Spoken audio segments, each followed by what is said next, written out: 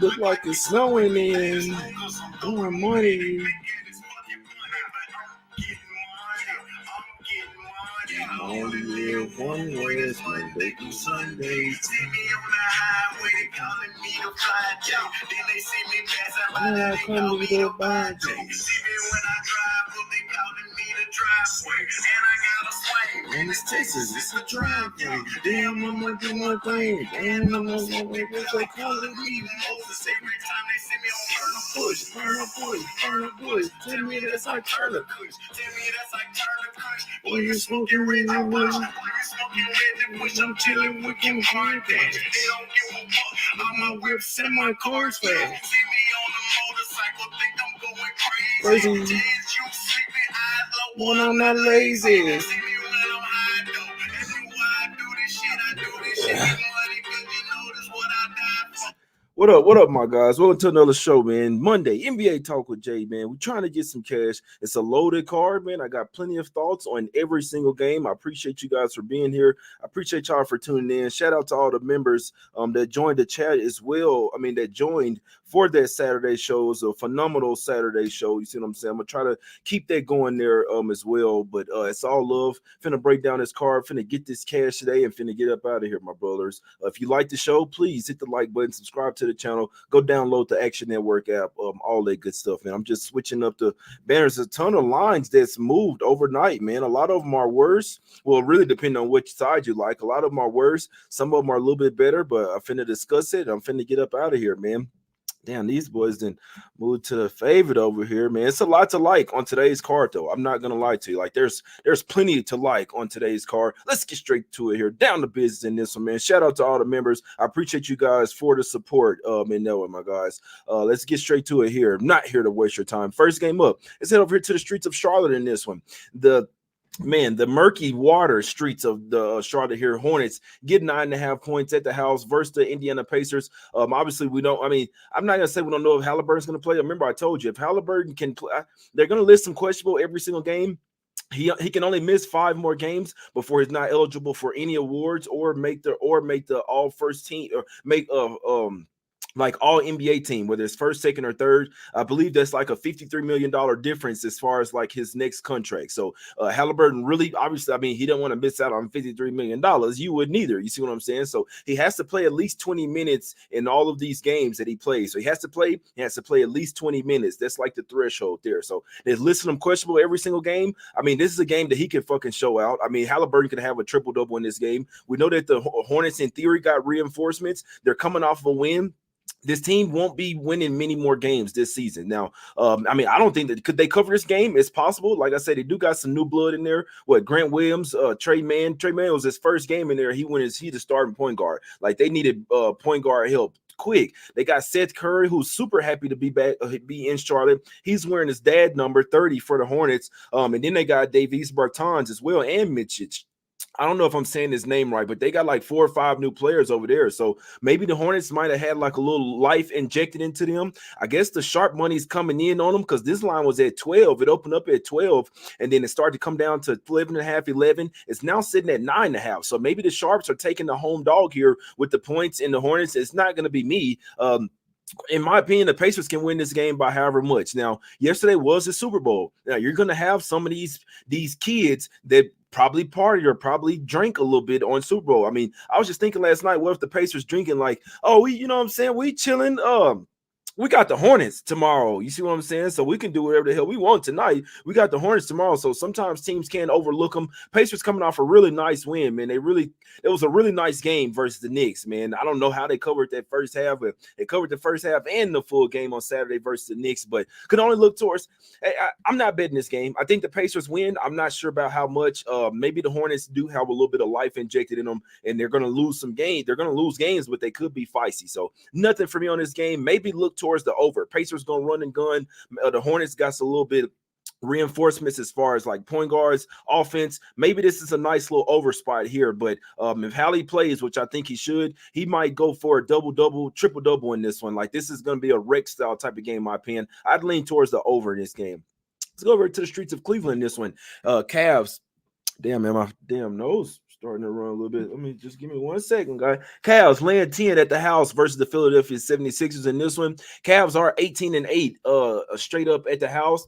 With their 13-12 against the spread, though, at the house. Now they're laying 10. The Cavs are absolutely red hot right now. The Sixers are not red hot. They're somewhat down in the dumps. They're 2-8 straight up in their last 10 games, 3-7 against the spread. But I mean, this is a large number here, right? We do know that there is, like, the Sixers can somewhat be feisty here. The Cavs have been balling. They're coming up. They've played 5 of their last 6 games on the road. They come back to the house after a little 3-game road trip. No real look ahead. I mean, they got the Bulls on deck. The Cavs are honestly, they've been balling way too good for me to look towards betting against the Cavs, but I do feel like this spread is a tad high. Like, the Sixers just have to be competitive in this game. You see what I'm saying? So maybe look at Darius Garland over his 5.5 assists. It's not a bad look here because we know Donovan Mitchell's been going absolutely bonkers. But I'm not gonna lie, I get this feeling that this 10 is a little too heavy here. This isn't the Raptors that they're going up against. The Raptors or the Nets. Like, I know the Sixers are somewhat down in the dumps, but like Buddy Hield and these guys are trying to come in there and play a little bit better. He still got, so I'm not a fan of Paul Reed at the center. Like, they need Joel Embiid back. And you know what? That's one thing that's not good for them. Mo Bamba is out for this game. He's been playing the backup center minutes. So first off, you got Paul Reed. You don't really have a backup center in this game. So that is going to hurt them. But I do think that Kelly Oubre, Tobias Harris, Buddy Hield, Maxey, like, they can give these guys they can give them a run for their money here. You see what I'm saying? So it's all about if the Cavs are going to overlook them. Don't like the fact that the Sixers don't have a backup center here, because what they've been doing they'll start Reed, but then Bamba will play more minutes and be like their real center throughout the game, because Paul Reed is really more of like a power forward. Like, he's kind of like a small center, and they don't really have a backup one. Like, so you might see Kenny Lofton Jr. in this game. I'd like to say I'd lean towards the ugly spot here and look towards the Sixers plus 10, but I know for a fact that I'm not betting this game. I don't have a strong feel for this game, to be perfectly honest with you. There's 4 games that I have a really strong feel on today, and this is not one of them. I'm not going to waste your time. Let's go over here to the streets of Toronto in this one. Raptors. We're getting to the 6, and the Raptors are laying 6 in this one. Line opened up at 7. It's come down to 6. Raptors have beaten the Spurs 6 straight times. They beat them 8 of the last 10 as well. Now, what happened last time in San Antonio? The Spurs got up by 20 points, guys. They were up 20 points in that game. And you know what happened? The Raptors, they outscored them. They outscored them 75 to 56 in the second half. They ended up making the game go to overtime. Remember, because the Raptors were laying 3.5 points. They were never in the game. Then second half, they come storming back. They outscored them by 15 in the fourth quarter, 39 to 24. The game ended up going to overtime. Raptors cover in overtime. It was a crazy game, man. I don't know many teams that can lose that game, but that game did show that the Spurs can hang with the Raptors. Now, obviously, this is a little bit different team here. They had OG Anunoby. He went for 24 points. They had Dennis Schroeder in that game. He went for 24 points as well. So obviously it's a little bit different team. The Raptors still have a little roster. I'm just worried. I'm worried about the longevity of the Raptors. We see them kind of being like a fire sale. They're 19-34 on the season. You see what I'm saying? Hold on 1 second. My damn battery running low. 1 second. Shit, I'm tripping, cuz. Let me see. Let me put my shit on the charge. I took my charger out, man, to charge my mom's stuff, man. You almost lost the show there. But this Raptors team, they're not a bad team. Like, they have some players over there. They got Poto back, so they got their starting center. Scotty Barnes is an all-star caliber player. I'm not the biggest fan of RJ Barrett, but I mean, I'm not here to bash anybody. You see what I'm saying? But RJ Barrett, Emmanuel Quickly, Gary Trent Jr., they went and got Kelly Olynyk. You see what I'm saying? No, they still got Bruce Brown as well. So this is not a bad collection of players. I would still like to lean to the dog here, especially seeing, I mean, if the Spurs get up by 20 on this team, that means they can go out here and cover the 6 if they remember that game. The Raptors had just come off a couple straight wins. So the more desperate team here, I know they lost versus the Cavs, but before that, they had 2 straight wins. The Spurs have lost 7 straight. Now, they are a tanking team, but you can say that, like, they can afford to win a few of these games because The Hornets just won, and I mean, you're probably not going to catch the Pistons as well. They're going to have the worst record. So I'd like to say the Spurs are a little bit more desperate team. It's no, it's not the last game. This is the fourth straight game of their 4-game road trip. They haven't covered a single game so far on the road trip. They hadn't won a single game. I'd like to lean to the Spurs, but again, it's not a game that I feel super comfortable betting. I do know that in the back of my head that the Raptors may not be too interested in winning some of these games. See what I'm saying? That's just my opinion here. They tried to lose versus the Hornets. The Hornets just want to lose that game even more. They damn near tried to lose versus the Rockets as well. If you were watching that game, the Rockets should have won versus the Raptors there. They got lucky. You see what I'm saying? So the Raptors are not making the playoffs. So you're not going to make the playoffs.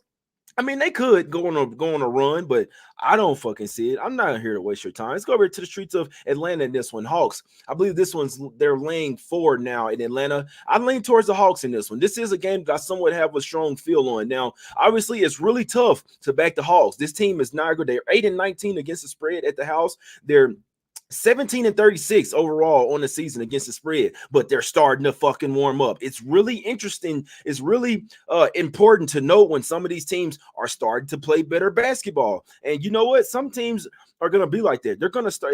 Sometimes it's going to be like opposite ends of the spectrum. Sometimes a team is going to start out horrible, and then guess what? They might start to figure shit out towards the middle of the year. They might go on a run. You might have a team that was balling. This shit happens every year. That was balling at the beginning of the season, and then that shit just starts to fade out. It happens. The opposite is like the law of averages. It has to average out. We knew that the Hawks weren't that bad and that they should have been playing better. Some of these teams aren't that good as they look, and they're going to start to crater. I think the Hawks are one of those teams that they started out horribly. Now they've won 6 of their last 8 games. They're 5-1 against the spread in their last 6. No, 6-1 against the spread in their last 7.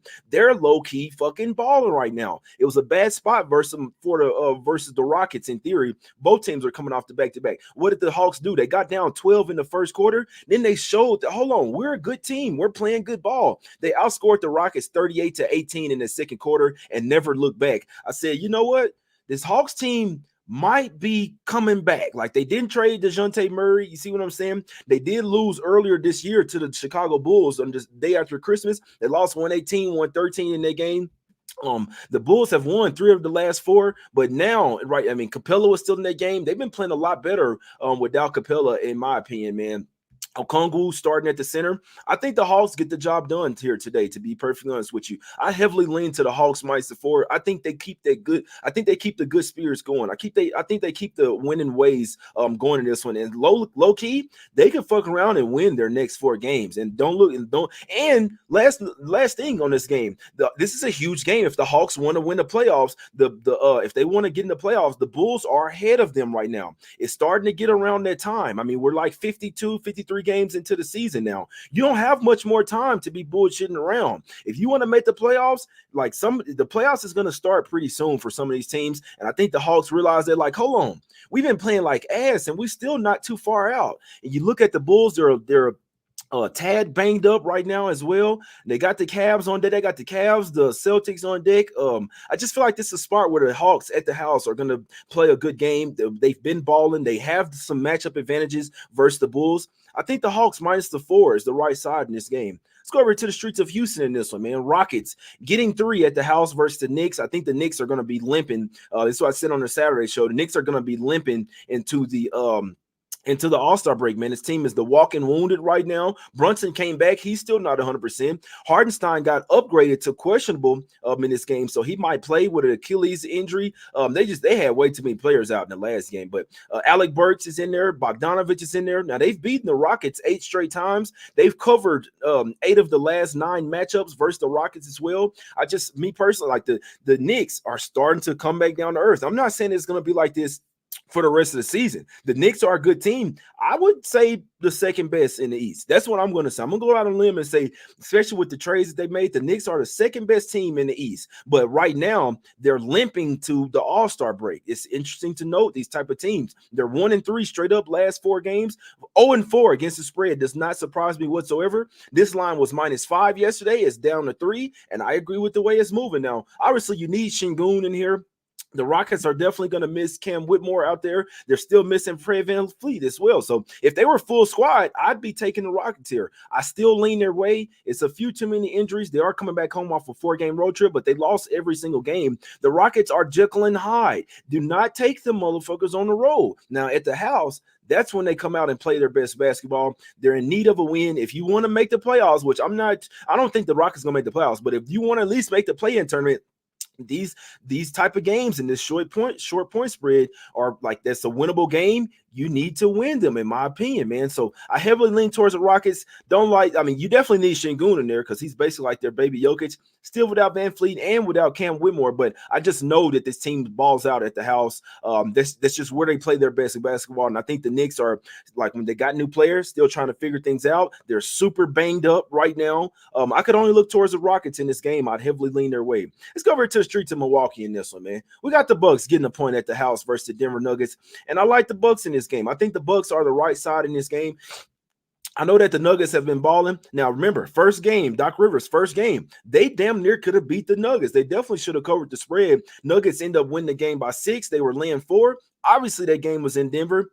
Now, the Bucks did still have Chris Middleton in their game, but I feel like they might be starting to figure things out. Remember, when you're in need of a win, who does the doctor order up? The doctor writes a prescription for the Charlotte Hornets. Like, that's what he prescribes. You see what I'm saying? We're gonna give you a dose of the Hornets just to get right. You see what I'm saying?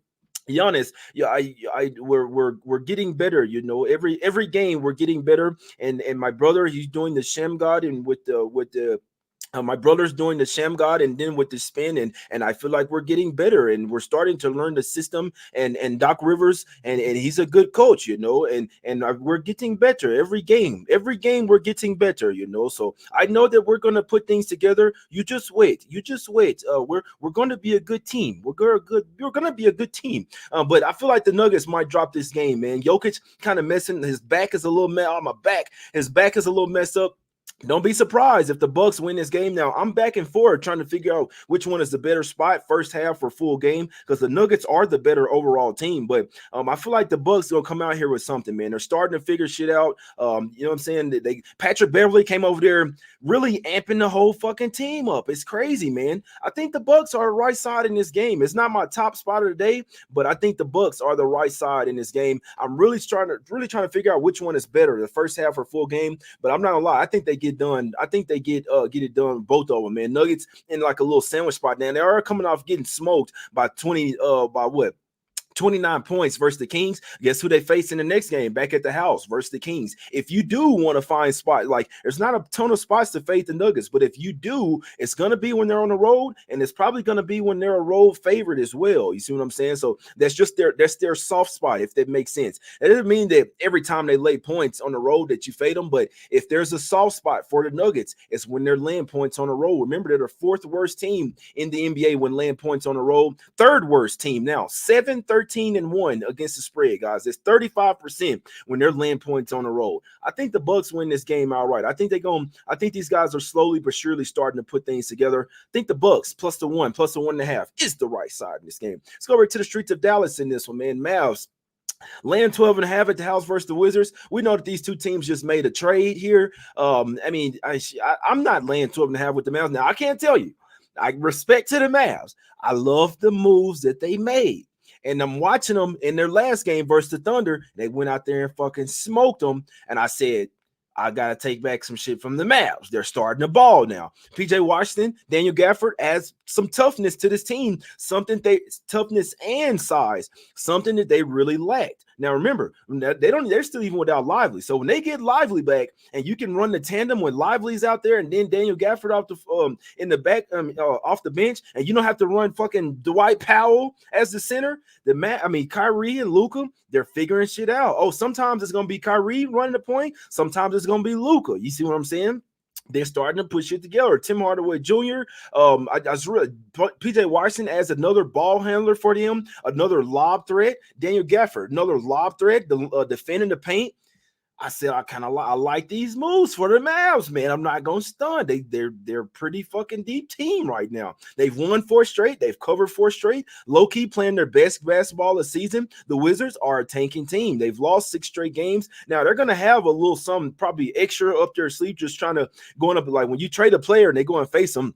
They're gonna want to bang with Gafford, but there's too many points for me to lay with the Mavs. But they are hot right now, and they playing with a lot of confidence and playing their best basketball to see. So I'm not betting against them. Apparently the sharps are somewhere on the Wizards because this line was at 14.5 last night, but that was probably a little too much for the Mavs to lay, to be perfectly honest. It's probably too much for them to lay, but I could only look towards the Mavs in this one. They're really starting to put shit together, in my opinion here. So I'm not fucking with this game. It's a little too much, but I probably would lean towards the Mavs, but I mean, you're not going to make a ton of money laying this type of points with them in that point spread range. Let's go over to the streets of, it's a ton of fucking games today. Let's go over to the streets of Memphis in this one, man. Grizzlies get 9 at the house versus the Pelicans. Now, I think the Pelicans win this game. It's going to be hard for me to lay the 9, but that's the only way I could look. So they've already lost both matchups versus the Grizzlies. Remember, those were 2 totally fucking different Grizzlies team. First game is when Ja Morant's first game back. Remember, the Pelicans were up 20 points in that game. That was a game where I believe Ja Morant hit like the overtime beater. I mean, hit the game winner, if I'm not mistaken. I'm pretty sure. But yeah, it was because it was Ja Morant's first game back. He had 34 points. He was all over them boys. The Pelicans got up by 20. The Grizzlies just kept grinding it out. The energy was so high with Ja Morant out there. So they won that game. Then the next game, they won in overtime. Both of these games were in New Orleans as well. They won 116-115. That was the second time they matched up against them. Guess what? Ja Morant went crazy again, 31 points. Bane had 27. They're not out there. They had Marcus Smart, Bane, and Morant, and Tillman in that motherfucker, and Bismack Biyombo, and David Roddy, like all these motherfuckers going. It's just a totally different team than what the Pelicans just saw. And while I'm not really in a hurry to lay 9 with the Pelicans got to look at this game like, hold on, this is the interdivisional rival. If you want to make the playoffs, we got to win these type of games. First off, this already a double revenge spot. They already beat us in a close game both times. Now we looking over there, and now this the G League Grizzlies. The way I'm looking at the Pelicans, this game is going to show a lot about the Pelicans. I'm talking about even like if the Pelicans don't win this game and blow out, I can't take them as a serious team. We know that they're a different team on the road. They should win this game. Like you can't lose this game outright to the Grizzlies if you're trying to make the playoffs.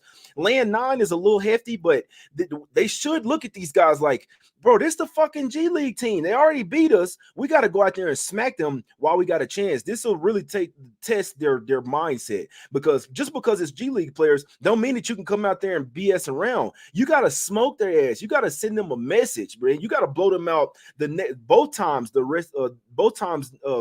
this season, this game and the next game. So I lean the Pelicans. I think they get the win. I'm not sure if I'm gonna lay the 9 with them, but this is a Pelican spot. Double revenge going up against a totally different roster here. Pelicans could really win this game by however much they want to. It's all on them. That's why I'm gonna watch it closely and just see what their mindset is like, because these teams don't really put their foot down anymore. They don't put their foot on your neck anymore. It's just like it's just fucking soft as hell, man. But I heavily lean towards Pelicans -9, double revenge spot. They should get it done in this game, but I'm not really in a hurry to lay 9 with them on the road, but they should get it done. Let's go over to the streets of Golden. I would like to go to the streets of Golden State. Watch out, man. Curry took care of me, man. I'm not gonna lie. That fucking shot, that game winner, man, and it was a sweat. You see what I'm saying? But the Warriors end up getting it done. I'll tell you right now. I'll give you a little hint here. I'll give you a little secret. The play, and I said this on the Saturday show. The members know. The Warriors, the playoff starts for them right now. It starts for them right now. They're sitting in like the 11th, 12th seed. And this is a big fucking game. This game versus Utah is a huge game. You want to know why? Because the Jazz sit above them. If the Warriors are going to make the playoffs, they have to win these type of games. Now, it's not the best of spots for the Warriors. They come off a 5-game road trip, 1 game at the house, a huge win versus the Suns that they need, a triple revenge spot. You see what I'm saying? They've low-key won 6 of their last 7. They're 6-1 against the spread in their last 7 games. Don't look now. The Warriors are playing their best basketball of the season.